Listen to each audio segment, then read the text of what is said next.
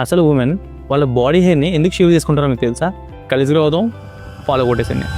So matter ఏంటంటే 1915లో Gillette అనే ఒక కంపెనీ, అదే మన రేజర్స్ తయారు చేస్తారు కదా ఆ కంపెనీ, వాడు వచ్చేసి వాడు బిజినెస్ గ్రో చేద్దాం అనుకున్నాడు. కానీ అప్పటికే most of them already razor's వాడుతున్నారు. ఇంకా ఎవరికి క్యాటర్ చేద్దాం అన్నప్పుడు వాడికి ఉమెన్ కనిపించారు. వీళ్ళు గడ్డల మిసాలు రావు కదా, ఇవి సమ్మాలి ఎలా? సో వీడు ఏం చేశాడంటే ఒక పెద్ద మార్కెటింగ్ క్యాంపెయిన్ లాంచ్ చేశాడు. ఎంత స్ట్రాటజిక్ గా ప్లాన్ చేశాడంటే ఫస్ట్ యాడ్ వచ్చేసి shaved armpits as a new trend అని ఒక క్యాంపెయిన్ రన్ చేశాడు. అంటే ఒక లైన్ తీసుకొచ్చి వీడికి తగ్గట్టుగా మ్యానిపులేట్ చేసాం. అప్పటి వరకు ఎవరు షేవ్ చేసుకునే వాళ్ళే కాదు, బట్ వీడి కోసం మార్చాడు.